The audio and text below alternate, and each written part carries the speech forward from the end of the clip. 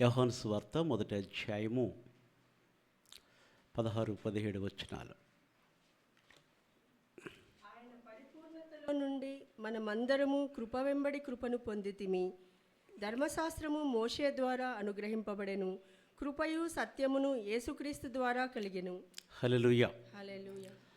ఆయన యొక్క పరిపూర్ణతలో నుండి మనమందరం కూడా కృప వెంబడి కృపను పొందితిమి. ధర్మశాస్త్రము మోషే ద్వారా అనుగ్రహింపబడెను, కృపయు సత్యమును యేసుక్రీస్తు ద్వారా కలిగెను.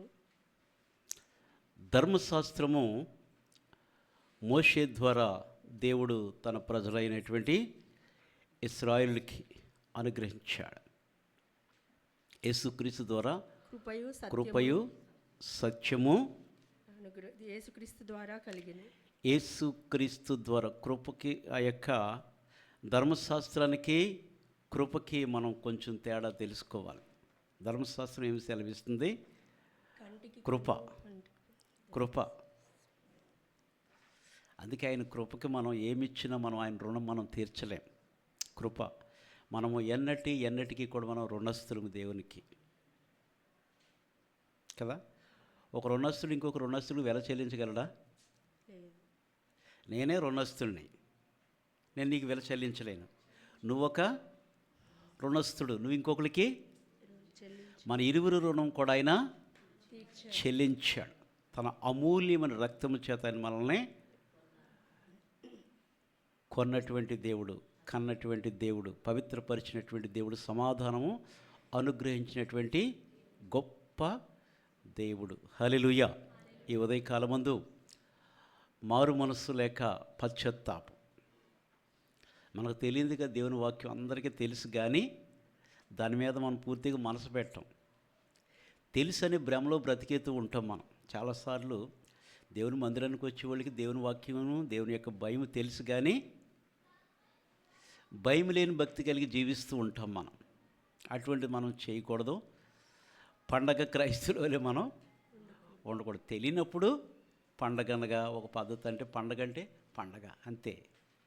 యేసుక్రీస్తుకి ఎప్పుడు కూడా అది గృహకుడికైనా, ఇద్దరు కూడి ప్రార్థన చేసి ఆరాధన చేస్తున్నప్పుడైనా, ఏదైనా దేవుని స్తుతించే విషయం ఎప్పుడు కూడా మనకు సంతోషమే. హల్లెలూయా. ఉదయకాలం దేవుని యొక్క వాక్యం ఏంటంటే మారు మనస్సు పశ్చాత్తాపం. తెలిసిన వాక్యమే, చాలా జాగ్రత్తగా మనం విందాం. నిర్లక్ష్యంగా ఎప్పుడు కూడా మనం దేవుని వాక్యాన్ని కానీ, అనాలోచితంగా కానీ, అజ్ఞానంగా కానీ ఎవరు చెప్పినా దేవుని వాక్యాన్ని మనం చాలా జాగ్రత్తగా వినాలి. దేవుని యొక్క నామాన్ని మహిమపరచాలి. హల్లెలూయా. లూకా సువార్త 15వ అధ్యాయము 11వ వచనం నుంచి. లూకా సువార్త 15వ అధ్యాయము 11వ వచనం నుంచి. మరియు ఆయన ఇట్లా, నేను ఒక మనుష్యునికి 2 కుమారులుండిరి. వారిలో చిన్నవాడు తండ్రి ఆస్తిలో నాకు వచ్చు భాగమిమ్మని తన తండ్రిని అడుగగా, అతడు వారికి తన ఆస్తిని పంచిపెట్టెను. చాలా జాగ్రత్తగా ఉందాం. ప్రభువు ఒక ఉపమానం చెప్పారు. పైనుంచి మనం చూస్తే గనక ఒక వ్యక్తికి 100 గొర్రెలు ఉన్నాయి. ఒక గొర్రె తప్పిపోయింది. మిగిలినటువంటి ఆ యొక్క 99ని విడిచిపెట్టి ఆ ఒక్క గొర్రె కోసం, అంటే ఆయనకి కలిగినది ఏది కూడా ఆయన విడిచిపెట్టాడు. ఒక్క గొర్రె కూడా నశించడానికి అది ఇష్టం కాదు దేవునికి.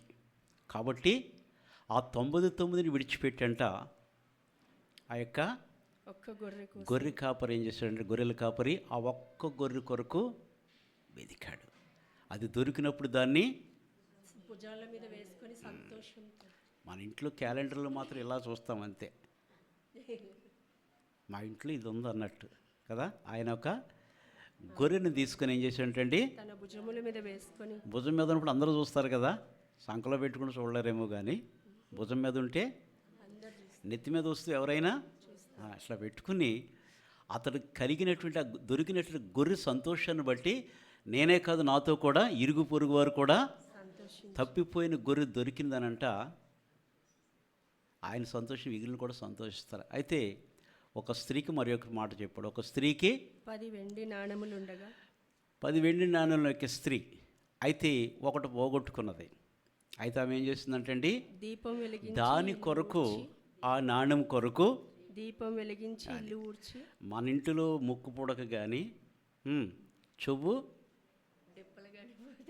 చెప్పనా మీరే, ఆ చెవు కమ్మ కానీ పొరపాటుని ఇట్లా ఊడిపోతే, అది పడిపోతే చెత్త మామూలుగా కాదు, చెత్త పడేయం 10 రోజుల వరకు. అది ఇందులో ఉందా చూద్దాం, ఎక్కడికి వెళ్ళిపోయింది, మంచం కిందకి వెళ్ళిపోయింది, కంచం కిందకి వెళ్ళిపోయిందని తీస్తా ఉంటాం. సోఫా ఉంటే కవర్లు తీసి దులుపుతాం, తల దీంట్లో దూరిపోయిందేమని. ఒక్కటి కాదు, అది దొరికి వరకు నెమ్మది ఉండదు కదా. వాళ్ళ ముఖం ఎలా ఉంటుందో దొరికి వరకు, ఏమైందంటే ఏం లేదు అంటారు, కానీ లేదు ఏదో ఉందంటే ఏమి లేదు. ఇది దాని కొరకు ఈ ప్రయాస అంతా ఎతికి ఆఖరికి అది దొరికినప్పుడు అమ్మయ్య ఉన్నదంతా, హృదయంలో ఆ వేదనంతా కూడా పోయి ఎక్కడలేని సంతోషం వస్తుంది. పోయినది దొరికితే. ఆ 2 ఉపమానాలు ప్రభువే చెప్పారు. మూడవది ఏంటంటే, చాలా విలువైనది ఏంటంటే, 11వ వచనం, 15వ అధ్యాయం 11వ వచనం లూకా సువార్త. మరియు ఆయన ఇట్లా నేను ఒక మనుషునికి 2 కుమారులుండిరి. ఒక మనుషునికి 2 కుమారులుండిరి. వారిలో చిన్నవాడు తన తండ్రి ఆస్తిలో నాకు వచ్చు భాగమిమ్మని తన తండ్రిని అడుగగా, అది తండ్రికి ఆస్తున్నప్పుడు తండ్రి ఇష్టం ఏమైనా చేసుకోవచ్చు. ఆయన తాత ఆస్తి అయితే మనవలకే, వాళ్ళందరికీ తెలుసు కదా. తాత ఆస్తి అనుకో దెబ్బలాడతాడు, మా తాత ఆస్తి నాకు ఇవ్వా అంటాడు. తండ్రి అయితే అది నా ఇష్టం రబ్బా, నీకు ఇస్తే ఇస్తాను, నేను చనిపోయిన తర్వాత అది నీకు రావచ్చు, నేను బ్రతుకుండగా అది నా ఇష్టం. అవునా కదా. తాత ఆస్తికి అయితే హక్కుదారులు. కాబట్టి 2 కుమారులు ఉన్నారు. అయితే వారిలో మేధావి చిన్నవాడు, వారిలో చిన్నవాడు తండ్రి ఆస్తిలో నాకు వచ్చు భాగమిమ్మని తన తండ్రిని అడుగగా, అతడు వారికి వాడు సంపాదించలేదు కానీ వాడికి రుబాబు ఎక్కువ. చెప్పండి. నాకు వచ్చు భాగమిమ్మని తండ్రి మీద దెబ్బలాడాడు. అతడు తన వారికి ఆస్తిని పంచి. అయితే తండ్రి ఏమని అన్నాడా? మనం చాలా జాగ్రత్తగా వాక్యం చదవాలి. అది తండ్రి ఏమన్నాడు? తండ్రిని అడుగగా అతడు వారికి తన ఆస్తిని పంచిపెట్టెను. తండ్రిని అడిగాడు, నా యొక్క ఆస్తిలో వచ్చు భాగమిమ్మని, నాకు వచ్చే భాగం నాకు ఇమ్మని తండ్రిని అడిగితే తండ్రి ఏం చేశాడు? పంచిపెట్టాడు. ఏం మాట్లాడలేదు. ఏం చేశాడండి? ఇచ్చేసాడు. కొన్ని దినములైన తరువాత ఆ చిన్న కుమారుడు సమస్తమును కూర్చుకొని దూరదేశమునకు ప్రయాణమైపోయి, ఆడికి నెమ్మదలేదు. ఆస్తున్నది కాబట్టి ఆడికి నిద్ర పట్టట్లేదు. ఆ డబ్బులు ఎట్లా ఖర్చు పెట్టేసేయాలి, ఎట్లాగా ఖర్చు పెట్టాలో వాడికి ఇప్పుడు ఏంటంటే అంతే కదా. ఏమీ లేనప్పుడు 100 రూపాయలు ఇచ్చినప్పుడు, పిల్లలకి 100 రూపాయలు ఇచ్చినప్పుడు 100 రూపాయలే పెద్దలకు కాదు. అదో 1,00,000 రూపాయలు ఇచ్చి ఎంజాయ్ చేయాలంటే ఎట్లా ఉంటాడు? ఇక్కడ కాదు బెంగళూరు వెళ్తానంటాడు. హైదరాబాద్ అంతా తిరిగేశాను, బెంగళూరు అయితే చాలా బాగుంటుంది, బెంగళూరు కాకపోతే బాంబే, ఇంకా ఎక్కువ ఉంటే గోవా. చెప్పండి, అంతే కదా. ఇక్కడ తృప్తి తీరిపోయింది. ఇప్పుడు ఎక్కడికి వెళ్ళాడంటండి? దూరదేశమునకు ప్రయాణం. అదే సంథింగ్ ఏదో మొత్తం మీద దూర ఇక ఏ దేశం అని మీరు ఇంకా దాన్ని చర్చ చేయొద్దు. ఎక్కడికో పోయాడు, ఆడికి నచ్చిన చోటు అనుకోండి. వాడు దూరం అవుతున్నాడంటే దాని అర్థం ఏంటి? ఇప్పుడు వాడికి ఏంటంటే అండి, డబ్బే లోకం. వాడికి డబ్బే లోకం, కొందరికి ధనమే, వారికి పతియే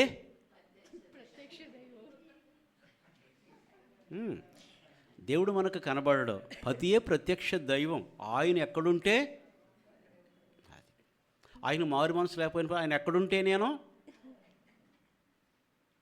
ఆయన తై అంటే తై, తందానంటే వెనకాల.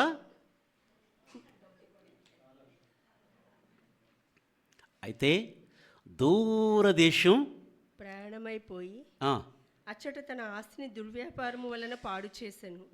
వెళ్ళిన తర్వాత డబ్బు ఉన్నవాడికి, ధనవంతుడికి అందరూ స్నేహితులే, దరిద్రుడికి ఉన్నవాళ్ళు కూడా ఉన్నోళ్ళు కూడా దూరం అయిపోతుంది. అంతే. ఇప్పుడు నేను దరిద్రుని అనుకోండి, ధనవంతుల దగ్గరికి వెళ్తే వాళ్ళు ఏం చేస్తారు?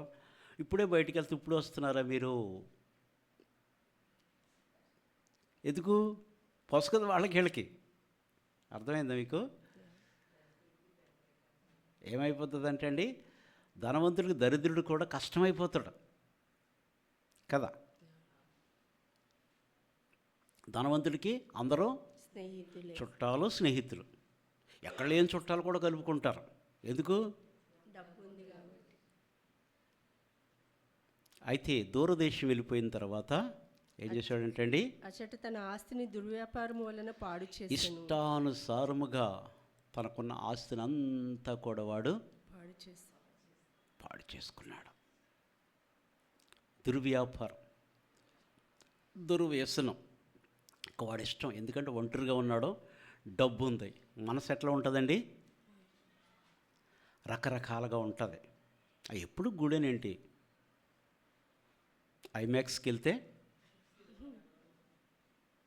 ఉన్నాయి కదా, ఉంటాయి కదా, ఏంటది, అదే ఉంటాయి కదా. ఏదో ఎంజాయ్ చేయాలి, డబ్బు ఉంది కదా. డబ్బు ఉన్నప్పుడు రకరకాల ఆలోచనలు వస్తాయి. డబ్బు ఉన్న ఒకటి లేకపోయిన ఒకటే అని అనుకున్నప్పుడు నీకు డబ్బుతోటి పనేం ఉండదు. నీకు అది అవసరమే, కానీ అది నీకు దేవుడు కాదు. అది నీకు అవసరమేమో కానీ అది మనకు రక్షణ ఇవ్వదు. పౌలు అందుకే అంటాడు, ఈ లోకంలోదంతా కూడా పెంటతో సమానంగా ఎంచుకో. అది మనమైతే ఆ పెంటే ఇంట్లో పెట్టుకుంటే చాలా బాగుంటుంది మనకి. క్రీస్తుని సంపాదించుకుని అంటాడు. ఫిలిప్పీ పత్రికలు ఏమంటాడు? నేను క్రీస్తుని సంపాదించుకున్నాను అంటాడు. ఏవేవి లాభకరములైన వాటిని అన్నిటినీ సమస్తము కూడా నష్టముగాను పెంటతో సమానంగా ఎంచుకొనిచ్చు. నష్టంగా ఎంచుకున్నాడంట. పెంటతో సమానంగా క్రీస్తుని సంపాదించుకొని. 3:9 ఎక్కడ అంటాడు? అక్కడ ఫిలిప్పీ 3:9 ఎక్కడ క్రీస్తుని సంపాదించుకున్నాడు. అయితే ఈ డబ్బంతా కూడా దుర్వ్యాపారం వలన, ఆ వ్యసనం వలన ఏమైపోయిందంటే అండి, పాడు చేసుకుని ఆ డబ్బంతా పాడు చేశాను. అదంతయు ఖర్చు చేసిన తరువాత ఆ దేశమందు ఇంకేముంది, అంతా అయిపోయింది. అంతే కదా, మనమే చెప్తాం కదా, కూర్చుని తింటే కొండలైన తరిగిపోతాయి. అంతే కదా, కొద్ది కొద్దిగా తరిగిపోతుంది. ఉంటుందా? కూర్చుని తింటే ఉంటుందా? అయిపోయింది. అదంతా కూడా ఏదైతే సంతోషము, ఏదైతే నాకు ఆనందం అనుకున్నాడో అదంతా కూడా ఏమైపోయిందంటే అండి, దుర్వ్యాపారము, వ్యసనం వల్ల అదంతా ఖర్చు అయిపోయింది. ఉండదు. అయితే ఆ దేశమందు గొప్ప కరువు రాగా, ఇప్పుడు వచ్చేసింది, సోమాలియా దేశంలో వచ్చినట్టు వచ్చేసింది ఆడికి. కరువు రాగా, ఆ దేశమందు గొప్ప కరువు రాగా, గొప్ప కరువు కాక, దూరదేశము ఆ దేశము రెండు మర్చిపోండి. ఏ దేశం చర్చ్ చేస్తాను, గురుగుల్లోకి వెళ్తానంటే నీకు దొరకదు. అది అర్థమైందా? ఆ దేశమందు గొప్ప కరువు రాగా దూరదేశం వెళ్ళాడు. ఏ దేశం మనకు అనవసరం, మొత్తం వాడు పోయే కాలం వచ్చింది. అంతే కదా. లేకపోతే 3 పూటలు తింటున్నాడు తండ్రి దగ్గర. నా ఓట నాకు ఇయ్యి అన్నాడు. అంతే కదా. తండ్రి ఏమని అన్నాడా? ఏమనలేదు. ఆడికి బుద్ధి రావటం కొరకు తండ్రి వెయిట్ చేస్తున్నాడు. అయిపోయింది. ఆ దేశమందు గొప్ప కరువు రాగా వాడు ఇబ్బంది పడసాగి వెళ్ళి ఆ దేశస్థులలో ఒకని చెంత చేరెను. అతడు పందులను మేపుటకు అది ఒక ఉద్యోగం కొరకు అప్లికేషన్ పెట్టుకున్నాడు మొత్తం మీద యాపిల్ కంపెనీకి. ఏ కంపెనీ అది చెప్పండి? అటువంటి కంపెనీ ప్రపంచంలో ఎక్కడైనా ఉన్నదా? పందులను మేపుటకు. ఎంత దిగజారి పరిస్థితికి వెళ్ళిపోయాడు చూడండి. ఆ దేశమందు గొప్ప కరువు రాగా వాడు ఇబ్బంది పడసాగి ఇబ్బంది పడ్డాడు. ఎందుకంటే వాడి దగ్గర ధనం ఉన్నప్పుడు అందరూ వచ్చారు. నీ అంత మంచోళ్ళు లేడు, నీకేంట్రా మీ డాడీ అంటాడు. వీడు ఆగాడా? హ? నీకేంట్రా అబ్బో కట్టలు తీస్తున్నావు అంటాడికి మెరిసిపోయాడు దగ్గర ఇలాగా. అప్పుడు ఈ జోబులోంచి తీసేస్తున్నాడు, అన్నీ అయిపోయినాయి. ఇప్పుడు ఉన్నారు ఎవడన్నా చుట్టూ? ఎవరు లేరు. ఇప్పుడు పలకరించేవాళ్ళు లేడు. అంతకుముందు అయితే ఆయన అందరూ స్నేహితులే. వాడు ఎక్కడ బ్రేక్ఫాస్ట్ తింటే, ఎక్కడ భోజనం చేస్తే చుట్టూ చీమల్లాగా చేరేవారు. ఇప్పుడు అతని దగ్గర ఒక్కడు కూడా చాలా జాగ్రత్తగా ఉండాలి. ఒక్కడు కూడా గొప్ప కరువు రాగా వాడు ఏం చేశాడంటే అండి, ఇబ్బంది పడసాగి వెళ్ళి ఆ దేశస్థులలో ఒకని చెంత చేరెను. అతడు పందులను మేపుటకు తన పొలములలోనికి వానిని పంపెను. అది ఇప్పుడు నా దగ్గర ఒక జాబ్ ఉంది, మంచి సాఫ్ట్వేర్ జాబ్ ఉంది. నీ డ్యూటీ ఏంటి? పందులను అసలు ఆ స్థితికి ఎక్కడికి వెళ్ళిపోయాడో చూడండి. దేవుని విడిచిన వాడి స్థితి కూడా ఈ లోకంలో ఆ రీతిగానే ఉంటుంది. మనం ఏదో అనుకుంటాం, కానీ దేవునిలో ఉంటే నువ్వు అగాధములో ఉన్నా కానీ దేవుని హస్తం నీకు తోడుగా ఉంటుంది. దేవుని విడిచిపెడితే అగాధంలోకి వెళ్ళిపోతాం. చాలా జాగ్రత్తగా ఉండాలి. నేను ఒక మాట చదివితే నాకు కళ్ళంటి నీళ్ళు వచ్చినాయి. దావీదు యూదా అరణ్యంలో ఉన్నాడు. దావీదు యూదా అరణ్యంలో ఉన్నాడు. ఉండి దేవుని కొరకు ఎంత పశ్చాత్తాపడుతూ ఆ కీర్తన పాడుతున్నాడంటే 63వ కీర్తన మొదటి 3 వచనాలు చదవండి ఒకసారి. యూదా అరణ్యంలో దావీదు రాసినటువంటి కీర్తన. దేవా నా దేవుడవు నీవే. అది ఎక్కడున్నాడండి? పైన ఏముంది? దావీదు యూదా అరణ్యంలో ఉండి తండ్రికి దూరముగా, అన్నదమ్ములేమో దాదాపు 7-8 మంది అన్నదమ్ములు. వారందరూ ఎవరి పనిలో వాళ్ళు ఉన్నారు. యుద్ధంలో కొందరు ఇంటి దగ్గర పొలంలోనే ఏదో ఉన్నారు. కానీ దావీదు ఒక్కడు గొర్రెలను కాయిచు ఉన్నాడు. అయితే యూదా అరణ్యంలో కూడా అంతేకాకుండా సౌలు చేత కూడా ఆయన తరమబడ్డాడు. తన జీవితం అంతా కూడా అరణ్యంలోనే ఎక్కువగా. యూదా అరణ్యంలో ఉండి దేవుణ్ణి స్తుతిస్తూ అంటున్నాడు, దేవా నా దేవుడవు నీవే, వేకువనే నిన్ను వెతుకుదును. అది ఆయన హృదయం ఎక్కడున్నప్పటికీ కూడా ఎవరిని వెతుకుతుందండి? దేవుడిని. మా నాన్న లేకపోతే మా అన్నదమ్ములు నాకెంత బలగం ఉన్నది అని అంటలే, నా దేవుడవు నీవే, వేకువనే నేను నిన్ను వెతుకుదును. నీ బలమును నీ ప్రభావమును చూడవలెనని పరిశుద్ధాలయమునందు నేనెంతో ఆశతో నీ తట్టు కనిపెట్టి ఉన్నాను. అది నీ బలమును నీ ప్రభావమును చూడవలెనని నీ తట్టు నేను పరిశుద్ధాలయమందు నేనెంతో ఆశతో నీ తట్టు కనిపెట్టి ఉన్నాను. నీళ్లు లేక ఎండియున్న దేశమందు నా ప్రాణము నీ కొరకు తృష్ణగొని ఉన్నది. నీ మీది ఆశ చేత నిన్ను చూడవలెనని నా శరీరము కృషించుచున్నది. అది దేవుని మీద ఉన్నటువంటి ఆశ. కొరాహు కుమారులు కూడా దుప్పి నీటి వాగుల కొరకు ఆశపడి, దేవా నా ప్రాణము నీ కొరకు తృష్ణ. దేవుని కొరకు ఒక ఆశ. నీ జీవితంలో ఏది ఉన్నా ఏది లేకపోయినా, నీకు ఆస్తి ఉండొచ్చు ఉండకపోవచ్చు, కానీ దేవుని మీద ఆశను కోరుకుని ఎప్పుడు కూడా చంపుకోకూడదు.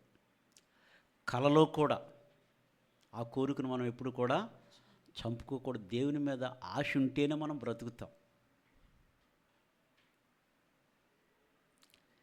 దేవుని మీద ఆ యొక్క తృష్ణ, నీళ్లు లేనటువంటి ఆ యొక్క నీళ్లు లేని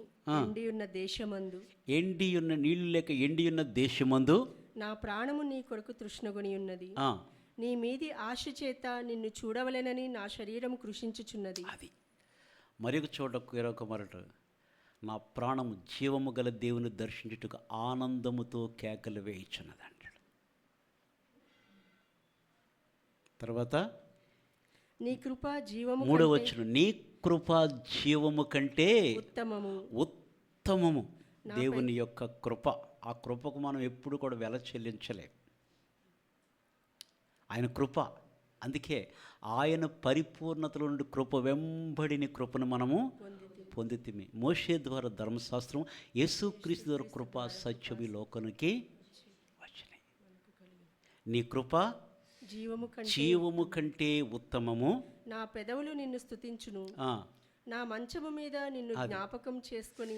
అద్భుతం. 4 వచ్చిన కదా, నా మంచము మీద నిన్ను జ్ఞాపకం చేసుకున్నప్పుడంట, రాత్రి జాముల యందు నిన్ను ధ్యానించినప్పుడు క్రొవ్వు మెదడు నాకు దొరికినట్లుగా నా ప్రాణము. దేవుని వాక్యం ధ్యానం చేస్తుంటే ఒక మంచి రుచికరమైన భోజనం ఏ రీతిగా శరీరానికి దొరుకుతుందో ఆత్మకు కూడా మనకు 2 ఆకళ్ళు కలగాలి. ఒకటే ఆత్మీయ ఆకలి. ఆత్మీయ ఆకలి చాలా తక్కువ, 100లో 2%, 3%. శరీర ఆకలి 100కి 120 ఉంటుంది. నిన్నే కదా బిర్యానీ అంటే ఇవ్వాలి కూడా.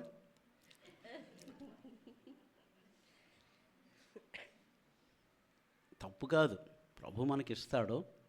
దేని మీద ఎక్కువ కోరుకుండాలంటే అండి, రక్షించబడిన ప్రజలకు, దేవుని బిడ్డలకు ఏ కోరుకుండాలంటే అండి, ఆత్మ సంబంధమైనటువంటి దాహం, ఆ దప్పిక. దాని కొరకు మన భక్తులందరూ కూడా దాని కొరకే వేచి ఉన్నారు. హల్లెలూయా కదండి. మన పితరులు నీడలోనే బ్రతికారు. మనం ఇప్పుడు నిత్యత్వంలో బ్రతకడానికి మనం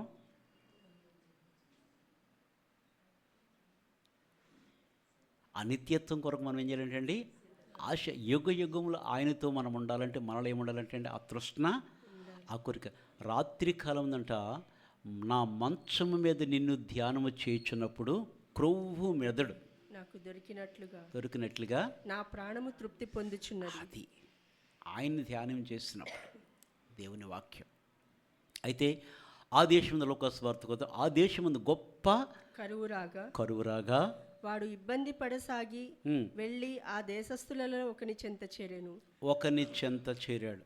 మొత్తం మీద బ్రతకడానికి ఏదో ఒకటి కావాలి కాబట్టి ఒక జాబ్ ఎదుక్కున్నాడు మంచి కంపెనీలో. చెప్పండి. అతడు పందులను కదా. ఏ జాబ్ అది? పందులను మేపే జాబ్. అది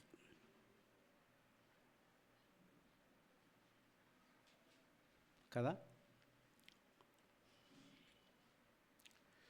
ఆ దేశస్తులు ఒక చెంత చేరితే అతడు పందులను మేపుటకు తన పొలములలోనికి వానిని పంపెను. అయితే నా జాబ్ ఏంటంటే, ఆ జాబ్ నీకు ఏంటంటే పందులను మేపాలి. ఎక్కడికి పంపించాడు? పొలంలోనికి. అది డబ్బున్నప్పుడు ఎవరమంటన్నా విన్నాడాడు? విన్నాడా? అసలు ఎవరికి దొరకకుండా వెళ్ళిపోయాడు కదా, దూరదేశం వెళ్ళిపోయాడంట. పొలంలోనికి వానిని పంపెను. వాడు పందులు తిను పొట్టుతో తన కడుపు నింపుకున్న ఆశపడెను గాని. అబ్బా కదా. వాడంట ఎంత తండ్రిని విడిచిపెట్టి, ఇక్కడ మనం చూడాలి, దేవుని విడిచిపెట్టిన వాడి స్థితి కూడా అంతే. ఆఖరికి ఎక్కడికి చేరాడంటండి? పందులు తినే పొట్టుతో తన కడుపు. పందులు తినే పొట్టు మనం చూస్తాం, దేవుని వాక్యం చూస్తాం, దేవుని వాక్యం మనం చూస్తాం. కీర్తనలు 1వ అధ్యాయం 3-4 వచనాలు మనం చూసినప్పుడు, కీర్తనలు 1వ అధ్యాయం 3-4 వచనాలు కూడా చదవండి ఒకసారి. అతడు నీటి కాలువల యోరను నాటబడినదై ఆకు వాడక. ఎవరైతే దేవుని వాక్యం దివారాత్రం ధ్యానిస్తారో వాని యొక్క జీవితం అంతా ఎట్లా ఉంటుందంటండి? నీటి కాలువల యోర నాటబడినదై ఆకు వాడక. నీటి కాలువల యోరన్న చెట్టు ఎప్పుడు కూడా ఆకు వాడక, చింత ఉండదు, బాధ ఉండదు. ఆ ఆకు ఎప్పుడు కూడా వాడిపోదు, అది రాలిపోదు. ఎప్పుడు కూడా ఏముంటుందంటండి? పచ్చగా ఉంటుంది. దేవుని వాక్యము నీలో ప్రవహిస్తే నీ యొక్క ఆత్మీయ జీవితం ఎప్పుడు కూడా, నీ రూపం చూస్తే మనుషులకు పచ్చ ఎండిపోయినట్టు కనపడవచ్చు, నీలో ఏమున్నదంటే అండి, నీలో ఉన్నవాడు లోకములో ఉన్నవానికంటే కూడా అంత గొప్ప ధైర్యం ఉంటుంది. వాడు ఎవడికి భయపడడు.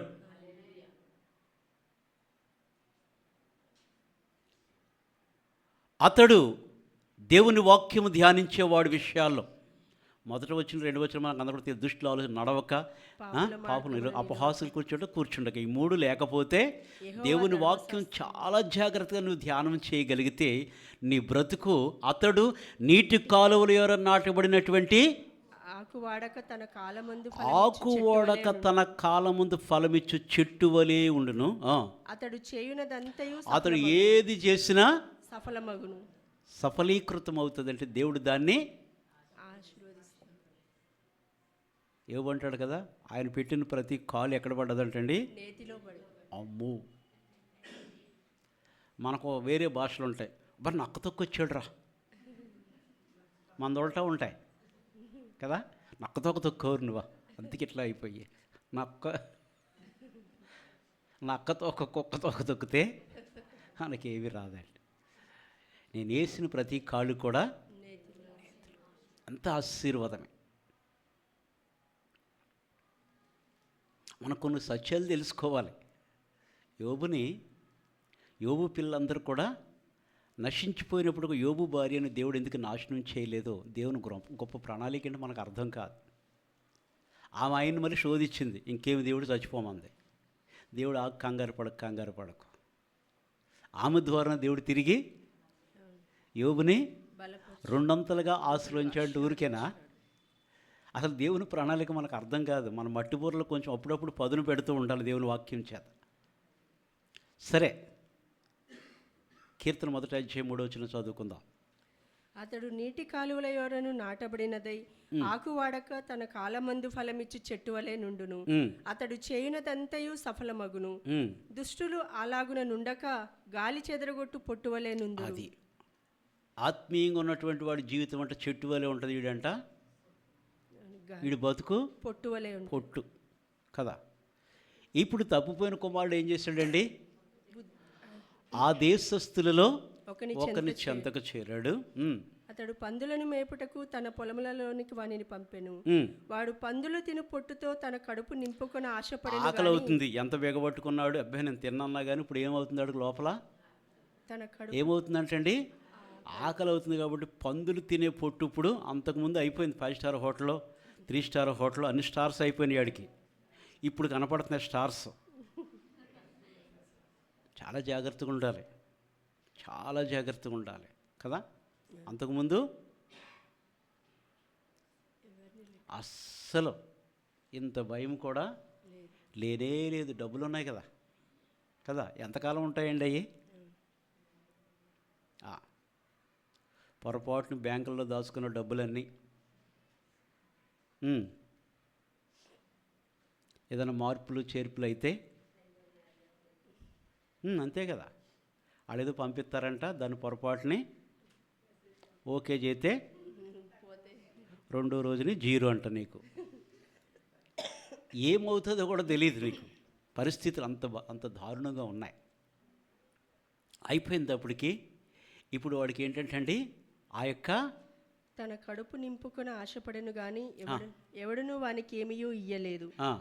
అయితే బుద్ధి వచ్చినప్పుడు 17 వచ్చినవా, అయితే ఒకటి రావాలి. అదే ఎందుకు చెప్పాను, మారు మనసు లేక పశ్చాత్తాపం. అయితే బుద్ధి వచ్చినప్పుడు చాలామంది బుద్ధి వస్తేనే తెలీదు. కొందరికి బుద్ధిహీనుడి వీపుకి అంతే కదా. అయితే ఏమొచ్చిందంటే ఇప్పుడు బుద్ధి వచ్చింది. అమ్మయ్య, కొన్నిసార్లు చేసేసి అమ్మ ఇప్పుడు నాకు బుద్ధి వచ్చిందిలే, ఎంతమంది చెప్పినా వినరు. ఇప్పుడు నీ కాడకు వచ్చి ఇతరులు చెప్పి, ఇతరుల ద్వారా దేవుడు కొన్నిసార్లు మాట్లాడి మనం కొన్నిసార్లు ఏం చేస్తామండి, మాకే బుద్ధి చెప్తారు, మాకు లేదండి తెలివి, నీకంటే మాకే ఎక్కువ ఉన్నది అనుకుంటూ అతిశయపడుతూ ఉంటాం. అయితే వాడు బుద్ధి వచ్చినప్పుడు, వాడు నా తండ్రి యొద్ద ఎంతో మంది కూలివాండ్రకు అన్నము. ఇప్పుడు తండ్రి గుర్తొచ్చాడండి. ఆస్తి తినేసాడు, అయిపోయింది కదా, పట్టుకెళ్ళాడు కదా, నా వాటా నా భాగం అంటే నా వాటా అంతే కదా. పోనీ అక్కడ చాలా ఉండుంటాయి కదా, అదేంట్రా అన్నయ్య ఉన్నాడు నువ్వు ఉన్నావు కదా, మరి మీ ఇద్దరు కూడా కూర్చొని మాట్లాడి మీ ఇద్దరు రండి అంటే తండ్రి ఏం చేశాడు, పిలిచాడు, తీసుకెళ్ళిపో, రెడీ చేసి పెట్టాడు తండ్రి. ఎప్పటికైనా వాళ్ళకి ఇచ్చేదే కదా. కానీ వీడికి ముందేంటి తొందర వచ్చేసింది, వీడికి తొందర వచ్చేసి ఇమ్మన్నాడు, దుర్వ్యాపారం చేశాడు, అంత ఖర్చు అయిపోయింది, కరువు వచ్చింది. అయితే ఆ కరువులో కూడా దేశమంతా కరువు వచ్చింది, ఇంక వీడికి రాకపోవటం ఏంటి, ఉన్నది అయిపోయింది కదా. పందులు మేపడానికి వెళ్ళాడు, పొట్టు తినాలనుకున్నాడు, కడుపు నింపుకోవాలనుకున్నాడు. పందులు తినే తొట్లు చెయ్యి పెట్టాడు, కానీ చెయ్యిని కూడా తోసేస్తున్నాయి, మూతులు తొట్టాయి.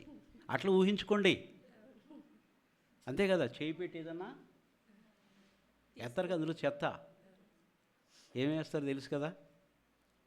పందులకి, గేదెలకి ఇప్పుడు మనం చూస్తూ ఉంటాం కదా, హోటల్లో అందరు తినేసిన చెత్త, కుళ్ళి, అరటిపళ్ళు, అయ్యి, గెంజి, అది ఇది ఒక్కటి కాదు, అది కక్కిని అన్నీ వేసేస్తాడు. ఈ డబ్బాలతో తీసుకెళ్ళి అట్లకి వేసేస్తాడు. చూడటానికి చెప్పుకోవడానికి అసహ్యంగా ఉంటాయి, కానీ అవి తినే గేదెల పాలు మనం సీటులో 90% అదే. పల్లెటూరులో అయితే పచ్చగడ్డి వేస్తాడు రైతు, కానీ ఇక్కడ మేకలు కూడా సినిమా వాల్ పోస్టర్లు పీకి తింటే అట్లని పేపర్లు తినే మేక మాంసం తిన, అబ్బా ఏట మాంసం తిన్నాం అంటాం మనం. అన్నీ అయ్యే, సిటీలో దాదాపు అదే ఉంటుంది. చెప్పుకుంటాక అసహ్యం, తప్పిపోయిన కుమ్మడి యొక్క స్థితి. పందులు పొట్టు పొట్టుతో తన కడుపు నింపుకొని ఆశపడెను గాని ఎవడునూ వానికి ఏమీ ఇయ్యలేదు. అది అయితే బుద్ధి వచ్చినప్పుడు వాడు నా తండ్రి యొద్ద ఎంతో మంది కూలివాండ్రకు అన్నము సమృద్ధిగా వచ్చింది జ్ఞానం అండి. ఇప్పుడు దెబ్బలు పడితేనే కానీ, ఆకలి అయితేనే కానీ తండ్రి విలువ తెలియలేదు. తండ్రి ఇప్పుడు కూడా తండ్రే కాదా కదా. అప్పుడు బుద్ధి వచ్చినప్పుడు అంటే నా తండ్రి యొద్ద ఎంతో మంది కూలివాండ్రకు అన్నము సమృద్ధిగా ఉన్నది. ఎంతోమంది కూలివాళ్ళు, ఎంతోమంది సర్వెంట్స్ ఉన్నారంట ఆ ఇంట్లో. ఎంతోమంది కూలి వాళ్లకు అన్నము సమృద్ధిగా ఉన్నది. అన్నం ఎట్లా ఉందంటే అండి, సమృద్ధిగా. ఈయనకి పందులు పొట్టు కూడా దొరకలేదు. చూసారా అసలు ఆ మాట ఎంత చక్కగా ఉందోనో. అక్కడేం సమృద్ధిగా ఉంది. ఇంట్లో పనిచేసే వాళ్ళకి, తండ్రి ఇంట్లో పనిచేసే వాళ్ళకి అన్నము సమృద్ధిగా ఉన్నది. సొంత కొడుక్కి పందులు పొట్టు తినేటట్టు అంత గతి వచ్చినా కానీ అది కూడా దొరకలేదు, ఏమీ దొరకలేదు వాడికి. అప్పుడు బుద్ధి వచ్చి నా తండ్రి ఇంట పనివారికంట, కూలివారికంట అన్నము సమృద్ధిగా ఉన్నది. నేనైతే ఇక్కడ ఆకలికి చచ్చిపోవచ్చున్నాను. అబ్బా, బుద్ధి అంటే అదేనండి, మారు మనసు అంటే అదే. ఆకలికే చచ్చిపోతున్నాడంట. ఆకలి విలువ ఎలా ఉంటుందంటే అట్లా ఉంటుంది, చాలా భయంకరంగా ఉంటుంది కదా. ఆకలి అయినప్పుడు మనకు ఆత్మీయ ఆకలి ఎప్పుడైనా అట్లా అనిపిస్తుందా? దేవుని కొరకు ఒక ఆకలి, దేవుని కొరకు ఒక రోషము, దేవుని కొరకు ఒక పట్టుదల. ఆత్మ చాలా విలువైనటువంటిదండి. ఈ శరీరం ఎంతకాలం ఒక దినాన్నే విడిచిపెట్టి వెళ్ళాలి కదా. పుట్టిన ప్రతివాడు కూడా గిట్టక తప్పదు. పుట్టినోడు ఎప్పుడైనా సరే మరణించక తప్పదు. కానీ యుగ యుగములు దేవునితో మనం ఉండాలంటే మన ఆత్మకు భద్రత, రక్షణ ఉండాలంటే ఆయన మనం కలిగి ఉండాలి. ఈ లోకంలో కొద్ది కాలమే. అందుకే భక్తులు అంటే మా దినములు లెక్కించుట మాకు నేర్పించు. మా దినములు మాకు లెక్కించుట మాకు ఎంతకాలం ఉంటాం? మనిషి యొక్క ఆయుష్ 60 లేక 70 లేక 80. అధిక బలం ఉన్న ఎడల ఆయనను వాటి వైభవము, ఆయాసము, దుఃఖము తప్ప ఏమీ కాదు. ఎప్పటికైనా సరే మనం వెళ్ళాలి కదా. లూకాసు వార్తలో 1:23 అతడు 1:23 ఏముందమ్మా? అతడు సేవ చేయు దినములు సంపూర్ణమైనప్పుడు ఆ. తన ఇంటికి వెళ్ళాను. అది ఎక్కడికి వెళ్ళాడంటండి? తన సేవ చేయు దినములు సంపూర్ణమైనప్పుడు తన ఇంటికి వెళ్ళాను.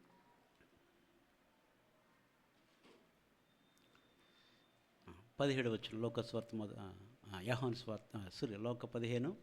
అయితే బుద్ధి వచ్చినప్పుడు వాడు, నా తండ్రి యొద్ద ఎంతో మంది కూలివాండ్రకు అన్నం సమృద్ధిగా ఉన్నది, నేనైతే ఇక్కడ ఆకలికి చచ్చిపోవచ్చున్నాను. నేను లేచి నా తండ్రి యొద్దకు వెళ్ళి. ఇప్పుడు ఏమొచ్చిందంటండి? ఇప్పుడు లేచాడు, ఇప్పుడు నిలబడ్డాడు.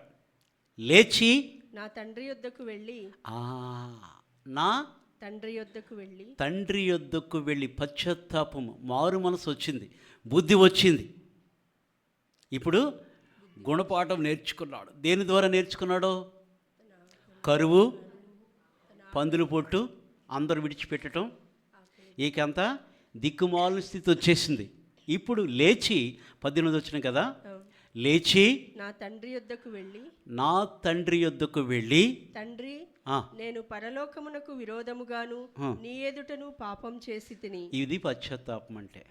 పరలోకమునకు విరోధముగాను నీ ఎదుటను నేను పాపము చేసి తిని. ఇక మీదట నీ కుమారుడనని అనిపించు. హక్కు కోల్పోయిన నా స్థితికి వచ్చేసాడు. అదే దిక్కుమాలిన స్థితి అంటే. అంతే కదా? పరలోకమునకును నీకును విరోధము పాపం చేశాను, ఇక మీదట నీ కుమారుడనని. అంతేనా? ఎవరి పిల్లైనా వెళ్ళిపోయి తిరిగి వచ్చిన తర్వాత నేను నీ కుమారుని కాను, అడుక్కునేవాడిని అని అంటే, ఏ తల్లిదండ్రులైనా నిజమే నువ్వు అడుక్కునేవాడు పెద్ద బెగ్గరవరా అంటారా? అసలు ఎవరైనా అంటారా? ఏదో అంటున్నారు. అంటారా? ఎవ్వరూ అనరు. ఇష్టం లేని వాళ్ళు ఇంట్లో ఉండి ఎందుకు వచ్చాడు అంటారు. కానీ తండ్రి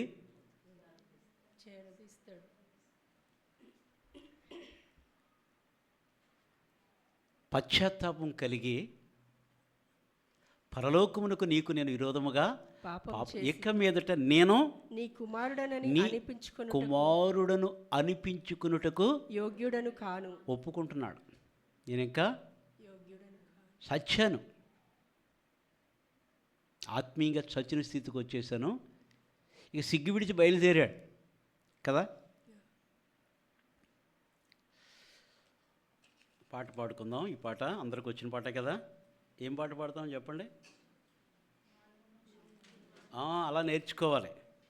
ఇందులో ఉందని చెప్పి నేను ఇది తెచ్చుకున్నాను ఇవాళ. మార్గము చూపుము నా తండ్రి ఇంటి. పాప మమతల చేత పారిపోయిన నాకు ప్రాప్తించే క్షామము, పశ్చాత్తాపము నొంది తండ్రి క్షమ కోరుదు, పంపుము క్షేమము. ప్రభు నీదు సిలువ ముఖము చెల్లని నాకు పుట్టించే ధైర్యము. ప్రభు నీదు సిలువ ముఖము చెల్లని నాకు పుట్టించే ధైర్యము. మార్గము చూపుము ఇంటికి, నా తండ్రి ఇంటికి. మాధుర్య ప్రేమ ప్రపంచము చూపించు కంటికి. ధనమే సర్వం బనుచు, సుఖమే స్వర్గం బనుచు, తండ్రిని వీడితి. ధరణి భోగములెల్ల బ్రతుకు ధ్వంసము చేసి దేవాన్ని చేరితి. దేహి అని నీ వైపు చేతులెత్తిన నాకు దారిని చూపుము. దేహి అని నీ వైపు చేతులెత్తిన నాకు దారిని చూపుము. మార్గము చూపుము ఇంటికి నా తండ్రి ఇంటికి. మాధుర్య ప్రేమ ప్రపంచము చూపించు కంటికి. దూరదేశములోన బాగుందులను కొనుచు తప్పితి మార్గము. తరలిపోయి నేను నమ్మిన హితులెల్ల తరిమే దారిద్ర్యము. దాక్షిణ్యము నయనాపై కురిపించి ధన్యుని చేయుము. దాక్షిణ్యమూర్తిని దయనాపై కురిపించి ధన్యుని చేయుము. మార్గము చూపుము ఇంటికి నా తండ్రి ఇంటికి. మాధుర్య ప్రేమ ప్రపంచము చూపించు కంటికి. అమ్ముకొంటిని నన్ను అదముడకనికి నాడు ఆకలి బాధలో. అన్యాయమైపోయే పందులు సహ వెలివేయ అలబెడెను వేదన. అడుగంటి అవినీతి మేల్కొనియే మానవత ఆశ్రయము చూచుము. అడుగంటే అవినీతి మేల్కొనియే మానవత ఆశ్రయము చూచుము. మార్గము చూపుము ఇంటికి నా తండ్రి ఇంటికి. కొడుకునే కాదనచు గృహమే చెరసాలనచు కోపించి వెళ్ళితి. కూలివానిగనైనా నీ ఇంట పని చేసి కనికరమే కోరుదు. కాదనకు నా తండ్రి దిక్కెవరు లేరు క్షమించి బ్రోము. కాదనకు నా తండ్రి దిక్కెవ్వరు లేరు క్షమించి బ్రోవుము. మార్గము చూపుము ఇంటికి నా తండ్రి ఇంటికి. మాధుర్య ప్రేమ ప్రపంచము చూపించు కంటికి. నా తండ్రి నన్ను చూచి పరుగెడుచు ఏ తెంచి నాపై పడి ఏడ్చెను. నవజీవము గూర్చి ఇంటికి తోడ్కొని వెళ్ళి నన్ను దీవించెను. నా జీవిత కథయంతా యేసు ప్రేమకు ధరలో సాక్షిమయుండును. నా జీవిత కథయంతా యేసు ప్రేమకు ధరలో సాక్ష్యమయుండును. మార్గము చూపుము ఇంటికి నా తండ్రి ఇంటికి. మాధుర్య ప్రేమ ప్రపంచము చూపించు కంటికి. 15:19 మళ్ళీ చదవండి. లూకా సువార్త. ఇక మీదట నీ కుమారుడనని ఇక మీదట నీ కుమారుడను అనిపించుకున్నట్టు కూడా యోగ్యుడను కాను. యోగ్యత కోల్పోయాను. ఆ కుమారుని యొక్క హక్కు నేను, అది నిజమైన పశ్చాత్తాపం. పశ్చాత్తాపానికి దేవుడు ఎప్పుడు కూడా, అందుకే పై వచనాలు మనం చూసినప్పుడు 7వ వచనం కూడా చూస్తే కనుక మారు మనస్సు అక్కరలేని 99 నీతిమంతుల కంటే కూడా మారు మనసు పొందు కలుగు సంతోషం కంటే మారు మనసు పొందు ఒక్క పాపి విషయమై ఒక్క పాపి, మారు మనసు అక్కరలేని 99 మంది వారి దృష్టిలో నీతిమంతులు. పై 15 అధ్యాయము 2వ వచనంలో అక్కడ మనం చూసినప్పుడు ఆయన ఆయన సుంకరులు పాపులతో ಅಲ್ಲಿ భోజనం చేస్తానని చెప్పి పరిసయ్యులు శాస్త్రులు చాలా అనుకున్నారు. వాళ్ళ దృష్టిలో వాళ్ళు నీతిమంతులు అనుకుంటున్నారు. వారిని గురించి ప్రభు ఉపమానం చెప్పాడు. వారి దృష్టిలో వాళ్ళు ఎట్లాగంటండి, మేమే భక్తి పరులు, వారానికే పరిసయ్యుడి భక్తి అంతా ఏంటి, వారానికే 2 మార్లు ఉపవాసం ఉంటున్నాం, దేవునికి అన్నీ ఇస్తున్నాం. వారి దృష్టిలో వాళ్ళు ఒక ఆయన ఇట్లాగే పరలోక మార్గం వెళ్ళాలి, నిత్యజీవం పొంది ఏం చేయాలన్నాడు ప్రభు దగ్గరకు వచ్చి. నీకు ధర్మశాస్త్రం 10 ఆజ్ఞలు తెలుసు, అన్నీ తెలుసు అన్నాడు. అయితే నీకు కలిగిన దాని అన్నీ కూడా అమ్మేసి పేదలకు ఇచ్చి నన్ను, నీకు పరలోక రాజ్యం కావాలన్నావు కదా, నిత్యజీవానికి వెళ్ళాలంటున్నావు కాబట్టి అవన్నీ అమ్మి బీదలకు ఇచ్చి నన్ను వెంబడించు. మిగిలిన ఆస్తి గలవాడు కనుక మిక్కిలి వ్యసనపడి దుఃఖపడి అబ్బో ఇది విడిచిపెడితే, ధర్మశాస్త్రం అంతా కూడా ఇప్పుడు ఏంటంటే అండి,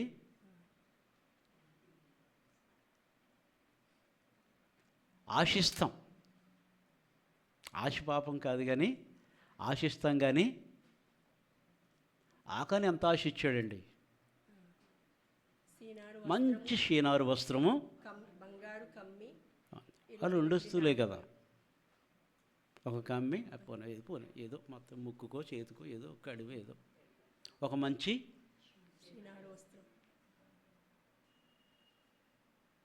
దేవుడు దాన్ని శపించాను, దాన్ని ముట్టుకోవద్దని చెప్పాడు.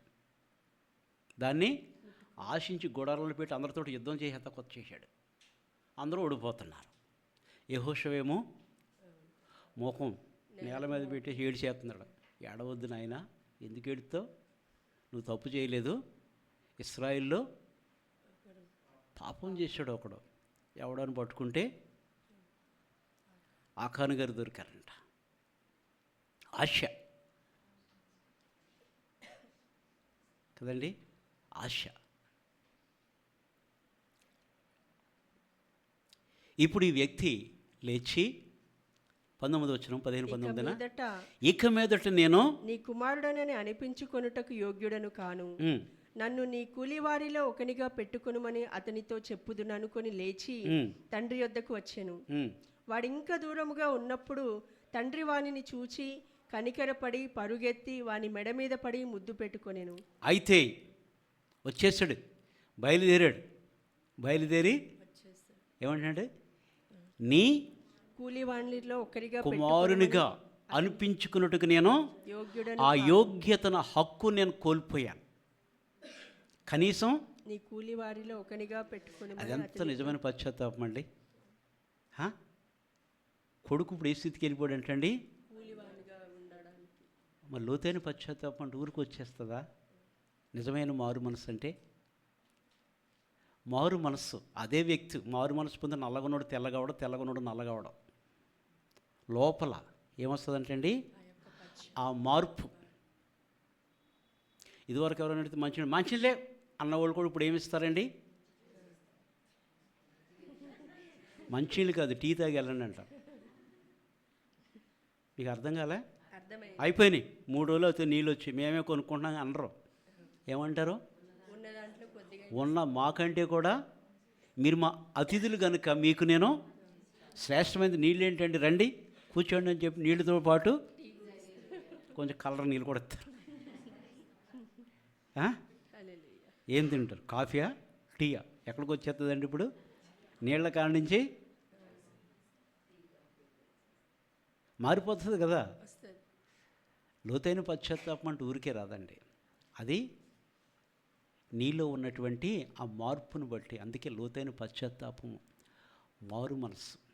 ప్రభు దర్శిస్తే ఆ పశ్చాత్తాపం ఎట్లా సమరయ స్త్రీ వలె ఉంటుంది. సమర స్త్రీకి దాహం తీరిందా? దప్పిక తీర్చుకోవటానికి వచ్చింది బావి దగ్గరికి. ప్రభు అక్కడే ఉన్నాడు అలసిన రీతినే. ఆయన కూడా కొన్ని ప్రశ్నలు వేసి ఇంకొన్న తెలివితేటలు ఉపయోగించింది. మాకును మా పితరులు యాకోబు వాళ్ళ కుమారులకు ఇచ్చినటువంటి ఇచ్చిన భూమి దగ్గర ఆ భూమి దగ్గర ఇది యాకోబు బావిది, వాళ్ళంతా నీళ్ళు దగ్గర ఇవన్నీ నీళ్ళు. ఆయనకంటే నువ్వు గొప్పవాడు అంటే అవును, యాకోబు కంటే గొప్పవాడే, మోషే కంటే గొప్పవాడే, అహరోను కంటే గొప్పవాడే. కానీ ఈ నీళ్లు తాగితే నీవు మరలా దప్పికొను. నేను ఇచ్చి నీళ్లు త్రాగువాడికి ఎన్నడను దప్పికొనడు. వెంటనే పశ్చాత్తాపడు. మరి ఎన్నడను దప్పి కొనకుండా నాకు సహాయము చేయమని, దాహం తీర్చమన్నాడు. ప్రభు అన్నాడు, వెళ్ళి నీ పెనిమిటిని తీసుకురా.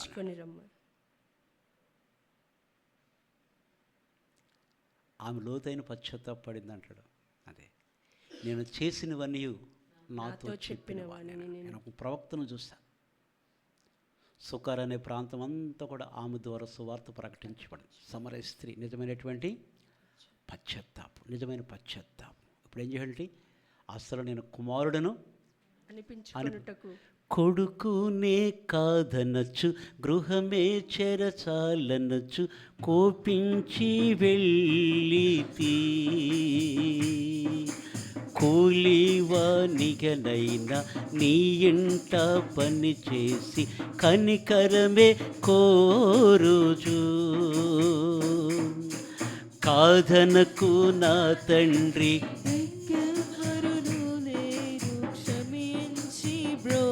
అసలు ఎవరు పాడట్లేదు. నా తండ్రి దిక్కెవ్వరును లేరు, చెప్తే పాడతారా?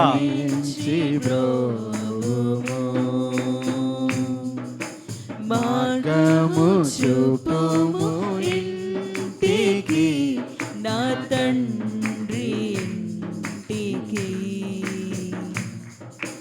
మాధుర్య ప్రేమ ప్రపంచము చూపించు కంటికి. హల్లెలూయా. 20 వచ్చును.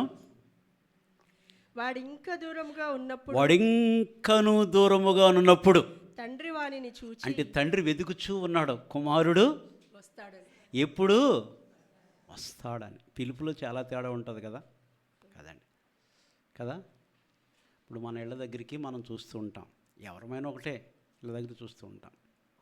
అడుక్కునేవాడు వచ్చానికి ఏమని పిలుస్తాడు? అమ్మా కొంచెం అన్నం ఉంటే పెట్టమ్మా. అయితే మనకు అంత మాత్రాన్నే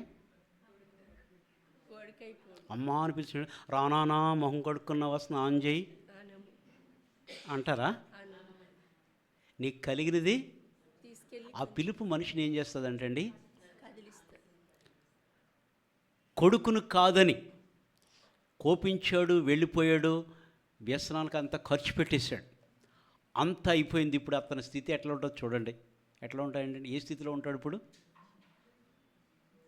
వెళ్ళిన దానికంటే కూడా ఇంకా మంచిగా చూడు. ఇప్పుడు చూడు ఎలాగ అయిపోయినా చూడు. ఆయన వస్తాడా? ఎట్లా వస్తాడు ఇప్పుడు? అసలు ఉద్యోగం ఎక్కడ? చెప్పండి. యాపిల్ కంపెనీలో ఉద్యోగం చెప్పండి. ఎంత నవ్వు వచ్చేస్తుందో. ఆయన అక్కడికి అంతకన్నా దిక్కుమాలిన స్థితి నుంచి దేవుడు మనం లేవనెత్తాడు. గుర్తుపెట్టుకోండి. అంతకంటే కూడా దిక్కుమాలిన స్థితి. మనం బాగుగా బ్రతుకుచుంటాం, సచ్చిన వారితో సమానం. గుర్తుపెట్టుకున్న దేవుని వాక్యాలు. మన బ్రతుకంతా అపరాధముల చేతను పాపముల చేతను చచ్చినటువంటి వారు. వెంటనే తండ్రి ఏం చేస్తాడండి, వాడింకను దూరముగా నుండగానే వానిని చూచి, నా తండ్రి నన్ను చూచి పరుగెడుతూ ఏచించి నాపై బడి ఏడ్చెను, నవజీవనము గూర్చి ఇంటికి తోడుకొని వెళ్ళి నన్ను దీవించెను. నా జీవిత కథయంతా యేసు ప్రేమకు ధరలు సాక్ష్యమయ్యుండును. నా జీవిత కథయంతా యేసు ప్రేమకు ధరలో సాక్ష్యమయ్యుండును. మార్గము చూపుము ఇంటికి నా తండ్రి ఇంటికి మాధుర్య ప్రేమ ప్రపంచము చూపించు కంటికి.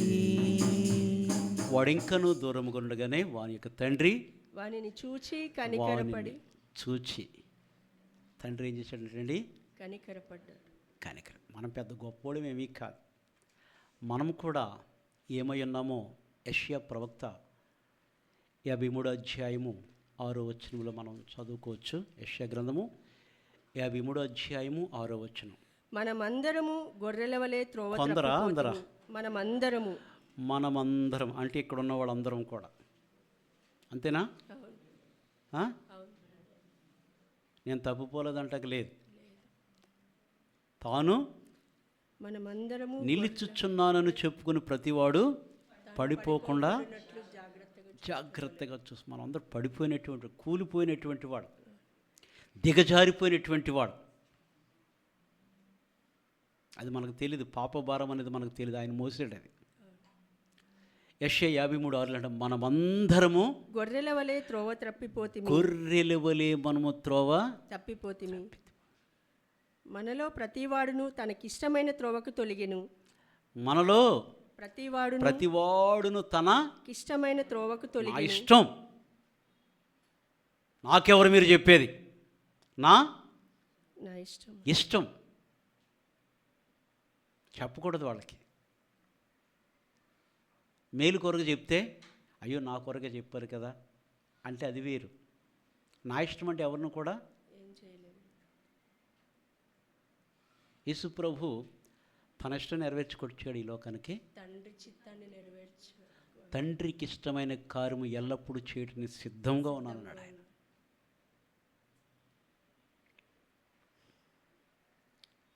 కదా? మనమందరం గొర్రెల వలె త్రోవ తప్పితిమి, మనలో ప్రతివాడు తనకిష్టమైన చోటుకి త్రోవకు తొలగెను. యెహోవా మన అందరి దోషమును అతని మీద మోపెను. అందరి దోషము ఆయన మీద మోపాడు దేవుడు. ఎవరి మీద? యేసుక్రీస్తు తన కుమారుని మీద మోపుకున్నాడు ఆయన. అందుకే మనం రుణస్థులం. ఒక రుణస్థుడు ఇంకొక రుణస్థుడు చెల్లించలేరు. ఇద్దరం కూడా రుణస్థులం. అంతే కదా. ప్రభు దగ్గరకు ఒక వ్యక్తి వచ్చాడు. ఆ వ్యక్తి దగ్గరికి వెళ్ళిన ప్రభు అన్నాడు, ఆ యొక్క కుష్ఠరోగి సీమోన్తో ఏమన్నాడు? సీమోను నీకు ఒక మాట చెప్పాలి. ఒక వ్యక్తికి ఇద్దరు రుణస్థులు ఉన్నారు. ఒకడు ఎన్ని? 500. ఒకడు 10 2 దేనాలు.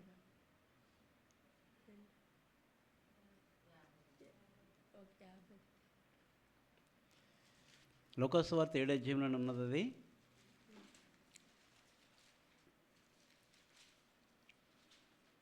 అవును. అప్పిచ్చువానికి 2 రుణస్థులుండిరి. రేపని చెప్పమ్మా. లోకాసు వార్త 7వ అధ్యాయం 41. అప్పు ఇచ్చేవానికి 2 రుణస్థులుండిరి. వారిలో ఒకడు 500 దేనారములను, ఒకడేమో 500 దేనారాలను, మరి ఒకడు 50 దేనారములను. 55. ఎక్కువ 500 దేనారాలు ఎక్కువ కదా. అయితే అప్పు ఇచ్చినోడు ఏం చేశాడు? మీ ఇద్దరు తీర్చొద్దు వెళ్ళిపోండి అన్నాడు. ఎవరికి ఎక్కువ సంతోషం ఉంటుంది?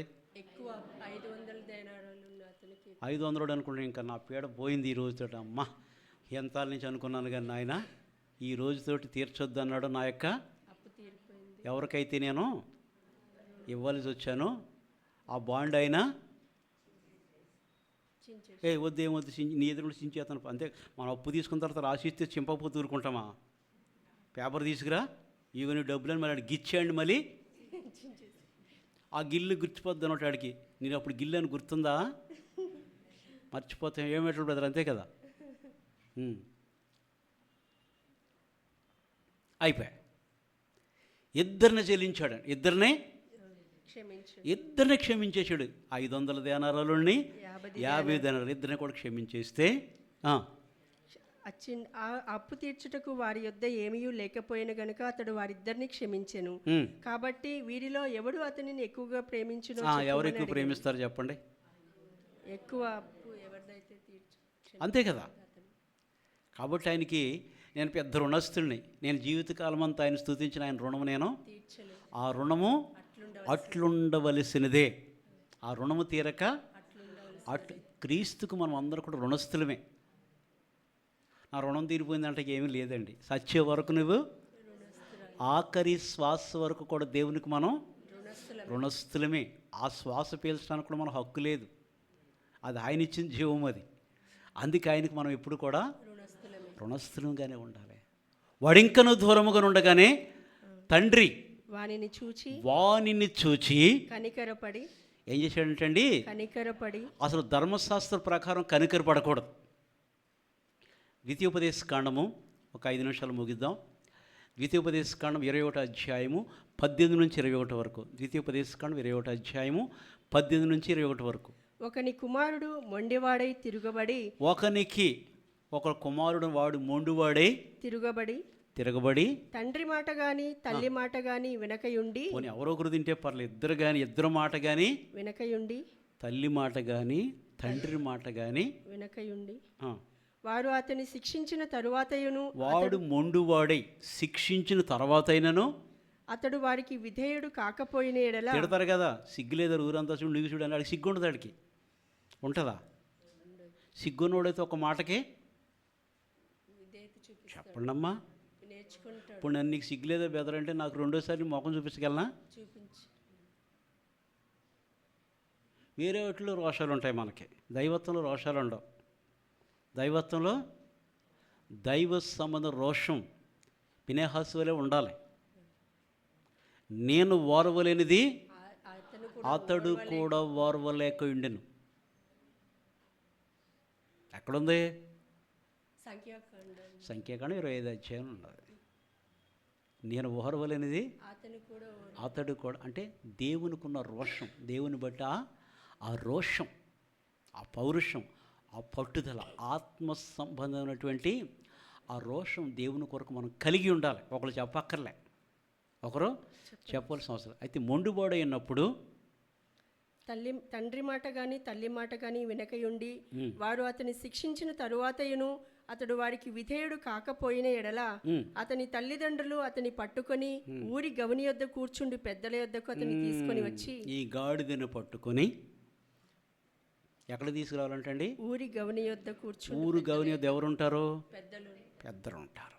అక్కడ తీసుకొచ్చి, మా కుమారుడైన వీడు మొండివాడై తిరుగుబడి ఉన్నాడు, మా మాట వినక తిండిపోతును త్రాగుపోతును ఆయనని. అది ఈ తప్పైన కుమారుడు కూడా తిని త్రాగి ఇష్టానుసారంగా ఉన్నదంతా ఖర్చు చేసి వేశ్యలకు ఖర్చు చేశాడు. మామూలుగా కాదు, దూరదేశం వెళ్ళిపోయాడు. ఇష్టానుసారంగా దూరదేశంలో ఎవరికి కనపడతారండి? అంతేనా? మనకు కనపడకోకుండా వేరే ప్రాంతంలోకి వెళ్ళిపోయి అక్కడ ఎవరు పట్టించుకుంటారు? తినేసి తాగేసి తిరిగి కింద పడుతున్నా ఎవరు పట్టించుకుంటారా?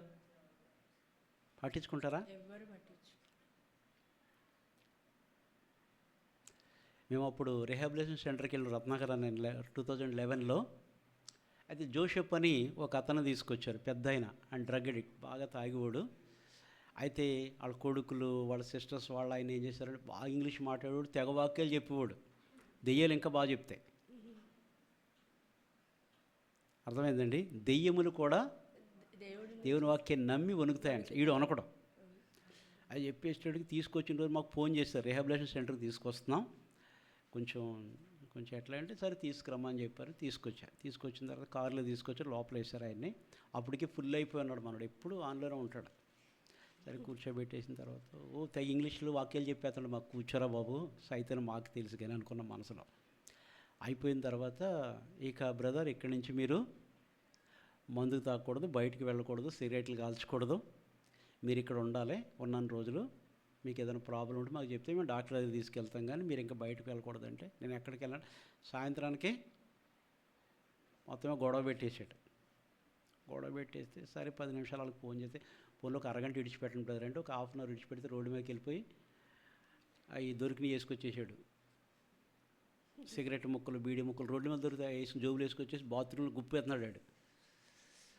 ఊరు నాయన ఏం బ్రదర్ ఇట్లా చేస్తున్నారంటే ఏదో అయిపోయింది, పొరపాటు అయిపోయిందని. అయితే మళ్ళీ రెండో రోజు కూడా పర్మిషన్ తీసుకున్నాడు. ఫోన్ చేస్తే సరే ఇడిచిపెట్టిన ఒక హాఫ్ అన్ అవర్ అంటే ఇడిచిపెడితే గాంధీ హాస్పిటల్కి వెళ్ళొస్తాను, వెళ్ళి చుట్టాలు ఇళ్ళకి వెళ్ళి తెచ్చేసుకుని ఆ రోడ్డు మీద మా అది హోమ్ ఎదురుగుండా అక్కడ డ్యాన్సులు వేస్తా ఉన్నాడు. మొత్తం మీద రోడ్డు మీద కాలేజీ కుర్రోళ్ళు అందరూ అడుక్కుంటున్నాడు తాగేసి. నేను రత్నాకని వెళ్ళని చూసాను. అన్న ఈయన చూడని ఫోటో తీసాడు. సరే తీసుకుని మేము వచ్చేసి కూర్చున్నాం. సాయంత్రానికి వచ్చాడు.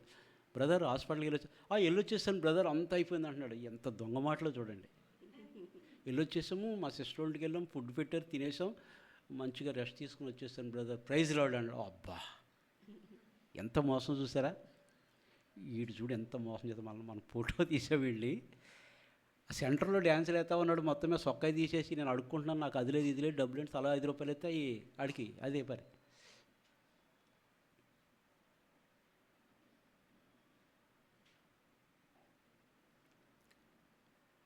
వడింకను దూరముగా ఉండగా వాని తండ్రి వానిని చూచి కనికరపడి పరుగెత్తి వాని మెడ మీద పడి ముద్దు పెట్టుకొనెను. అప్పుడు ఆ కుమారుడు అతనితో, తండ్రి, నేను పరలోకమునకు విరోధముగాను నీ ఎదుటను పాపం చేసి తిని ఇక మీదట నీ కుమారుడనని అనిపించుకొనుటకు యోగ్యుడను కానని. ఇది రెండోసారి కదా. అవును. కుమారుడు యోగ్యుడు కాను, కూలివానిగా చేర్చుకు ఇప్పుడు నీ కుమారుడు అనిపించుకోవటకు నాకు యోగ్యుడను, ఆ యోగ్యత నేను కోల్పోయాను, యోగ్యుడను కానని. అయితే తండ్రి తన దాసులను చూచి ప్రశస్త వస్త్రం వెంటనే తండ్రి తన దాసులను చూసి, ఎందుకంటే కుమారుడు వచ్చాడు, కుమారుడే, దాసుడే కదా, అంతే కదా. మన ఇంట్లో ఎవరైనా పని చేస్తారనుకో, వాళ్ళ పిల్లలు ఉన్నారనుకో, మై సన్ వచ్చి ఇక్కడ కూర్చో అంటాడా, అంటారా? అంత అన్నారంటే కేసు ప్రభుత్వం సమానం వాళ్ళం అంటారా? పొరపాటును ఇక్కడ వరకు వస్తుంది రాదు, అది ఇక్కడ వరకు వచ్చి అనాలనుకుంటాం కానీ అంటే ప్రెస్టేజ్ కదా. అంటే పనివాళ్ళ పిల్లలేమో మనోళ్ళు అంటున్నారు, మన పిల్లల్ని బయట అంటే అనుకోరు. వెంటనే తన దాసులను చూసి ప్రశస్త వస్త్రము త్వరగా తెచ్చి, వెంటనే ఏంటంటే ప్రశస్త వస్త్రము కోల్పోయాడు, తనకున్న హక్కును కోల్పోయాడు. దేవుడు మనకు కూడా ఏమి ఇచ్చాడండి? రక్షణ వస్త్రం, స్తుతి వస్త్రం కదండి. ఇవన్నీ కూడా వస్త్రాలన్నీ కదా. వెంటనే తన దాసులను చూసి ప్రశస్త వస్త్రము త్వరగా అర్జెంటుగా ఇవన్నీ మర్చిపోయాడు. ఇవన్నీ ఎక్కడికి వెళ్ళావురా, అక్కడ ఏం తిన్నారు, ఇక్కడ ఏం, వెంటనే ఏం చేశాడంటండి, అర్జెంటుగా దాసులను పిలిచి త్వరగా వెళ్ళి మీరు ఆ ప్రశస్త వస్త్రములు తీసుకురండి, తెచ్చి వీనికి కట్టి వీని చేతికి ఉంగరం పెట్టి. అథారిటీ. దేవుడు అంటాడు హగ్గయ్య 2:23 వచ్చినట్టు కదా, నా సేవకుడైన షెల్తీయేలు కుమారుడైనటువంటి జెరుబ్బాబెలు. హగ్గయ్య 2:23 అమ్మా చూడండి. నా సేవకుడైన షెల్తీయేలు కుమారుడైనటువంటి జెరుబ్బాబెలు, నేను నిన్ను ఏర్పరచుకొని ఉన్నాను గనుక ఆ దినమున నేను నిన్ను తీసుకొని ముద్రయుంగరముగా చేతును. నా ముద్ర ఉంగరముగా చేతును. అథారిటీ, కుమారుని యొక్క హక్కు. వెంటనే తన దాసులను చూసి త్వరగా ప్రశస్త వస్త్రములు తెచ్చి వీనికి కట్టి వీని చేతికి ఉంగరము పెట్టి. అంతకుముందు వరకు ఆ ఏళ్ళు పందులు పొట్టుని కలిపి అంతే కదా. మరి పందులు పొట్టు వరకు వెళ్ళాడంటే ఆకలి అవుతుంది, అందరూ చేయి పెట్టి నింపుకోవాలనుకున్నాడు. అవి కూడా మూతితోటే, మాకే లేదు పక్కకుండు పెద్ద పంది వచ్చింది అనుకున్నారంట. ఏమే పందులు అంటే కొత్త పంది వచ్చిందని ఇలా మూతితోడు. తెలుసా పందికి ఎంత కోపం ఉంటుందో? పంది పిల్లలు పెట్టి అటుకేసి వెళ్ళారని చీల్చేస్తుంది. మామూలుగా కాదు, దాని కోపం వస్తే దాని ముందు పంది చుట్టానికి చిన్నగానే ఉంటాయి. చిన్నగా లారీ వాళ్ళు భయపడతారు. అది బిగబట్టిందంటే టైర్ ఎగిరి మొత్తం యాక్సిడెంట్లు అవుతాయి. అది బళ్ళు నడుపులకు బాగా తెలుసు. పంది వచ్చిందంటే పడిపోతారు బండి మీద. అది బిగబట్టింది అనుకో, టైర్ జంప్ అయిపోద్ది, ఎగిరేస్తుంది ఇట్లాగా. లారీ అయిన బస్సు అయిన అంత భయపడుతుంది. చాలా ఇదిగా ఉంటుంది, అది చాలా రోషం కదా. చేతికి ఉంగరం పెట్టి కాళ్ళకు పాదములకు చెప్పులు తొడిగించుడి, ఆ, క్రొవ్విన పశువును తెచ్చి వధించుడి, మనము తిని సంతోషపడదము. ఈ నా కుమారుడు చనిపోయి మరలా బ్రతికెను. అది నిజమైన పశ్చాత్తాపం. చనిపోయి మరలా బ్రతికాను. మనం తిని సంతోషపడదము. ఈ నా కుమారుడు చనిపోయి మరలా బ్రతికెను, తప్పిపోయి దొరికినని చెప్పెను. అంతటా వారు సంతోషపడసాగిరి. అప్పుడు అతని పెద్ద కుమారుడు పొలములో ఉండేను. మనకు తెలుసు కదా, ఇంకా అప్పటికి పొలంలో ఉన్నాడు పెద్ద కుమారుడు. ఇంటికి వచ్చేటప్పటికి ఇంటికి దగ్గరకు రాగా గీజేలు అన్నీ వినపడుతున్నాయంట. ఇంటికి దగ్గరకు రాగా వాద్యములను నాట్యమును జరుగుట విని దాసులలో ఒకని పిలిచి ఇట్లా ఏంటి మా ఇంట్లో నాకు తెలియలేదు, ఏంటి ఆర్భాటం అంటున్నాడంట. ఆ దాసుడు అతనితో, నీ తమ్ముడు వచ్చి ఉన్నాడు, అతడు మన యొద్దకు సురక్షితముగా వచ్చినందున నీ తండ్రి క్రొవ్విన పశువును వధించినను. అయితే అతడు కోపపడి లోపలికి వెళ్ళనొల్లకపోయాడు. బయట అక్కడే ఉన్నాడంట. ఇంకా బతిమాలాడంట తండ్రి వచ్చి, ఆయనను లోపలికి వెళ్ళనొల్లకపోయాను. ఇంతకాలం నీతో ఉన్నాను, ఒక్క కోడిని కానీ ఒక మేకను కానీ ఓ 10,000 పార్టీ చేసుకోమని ఇవ్వలేదు. వీడైతే ఏం చేశాడంటండి, నీ ఆస్తి వేశ్యలతో తినివేసిన ఈ నా కుమారుడు రాగానే వేశ్యలతో తినేసి అడిష్టానుసారం జీవించి తిరిగి వస్తే వాడికింత ఆర్భాటమా అని అన్నాడంట. అంటే తండ్రి అన్నాడంటే ఏమన్నాడంట, అందుకతడు, కుమారుడా, నీవెల్లప్పుడూ నాతో కూడా ఉన్నావు, నావన్నీయు నీవి. అది అండర్లైన్ చేసుకోవాలి మనం ఇప్పుడు కూడా. నావన్నీయు నీవి. దేవుని యొక్క ఆస్తికి మనం ఎవరంటండి, వారసులము. మన వారసులము, హక్కుదారులు. నావన్నీయు నీవి, నీవు ఎల్లప్పుడూ నాతో ఉన్నావు, నావన్నీయు నీవి. ఆయన సరే వాడు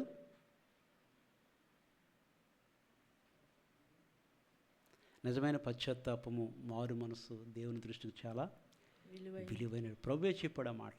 ఒక తండ్రికి 2 కుమారులు ఉన్నారు. నిజమైన పశ్చాత్తాపం చిన్న కుమారుడు పొందుకున్నాడు కనుకనే వాడు దృష్టిలో వాడు ఏమైపోయాడండి, నేను